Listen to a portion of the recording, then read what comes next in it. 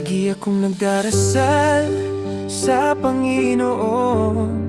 Ang dalangin ko palagi, sana naman matupad na. Kasi gusto ko na rin naman kasing maranasan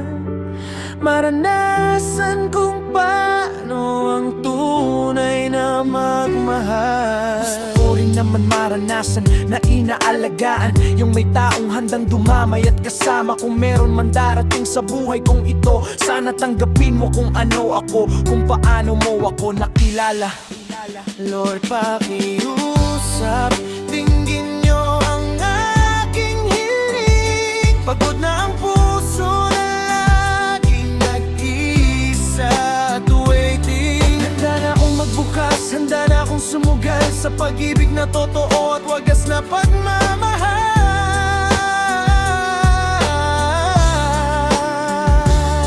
Kung siya na nga yan, sana ay ituro nyo na tanggapin ang bawat parte, maganda man o pangit. Dahil ito ako, ito ang kwento ko. Hinihintay ko lang ang tamang oras mo.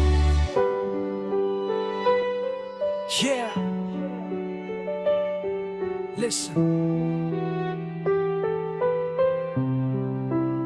Sa bawat gabi, bago ako pumikit, sa itaas lang ako laging kumakapit. Sinasabi ko sa kanya ang laman ng dibdib, na sana naman ngayon ako naman ang bibigyan. Bata pa man o kahit lumipas na ang panahon, pareho lang ang gusto, yung may karamay sa layon. Gusto ko lang maramdaman yung alaga at lambing, yung tipong kahit anong mangyari di ka iiwan sa ere.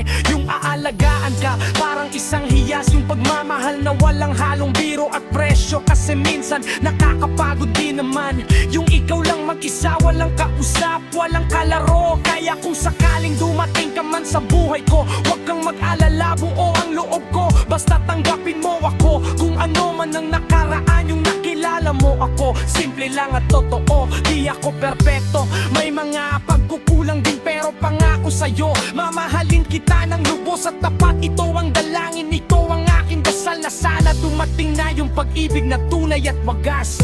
Lord, salamat po kung ibibigay yun na ang taong para sa akin, na magiging kapalaran ko. Hihintayin ko kahit gaano man katagal, basta alam ko may nakalaan din para sa tulad ko. Lagi akong nagdarasal sa Panginoon.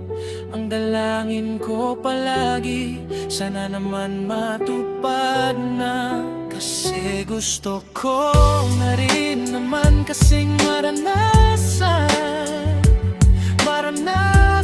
kung paano ang tunay na magmahal. Gusto ko rin naman maranasan na inaalagaan. Sana tanggapin mo ako kung paano mo ako nakilala.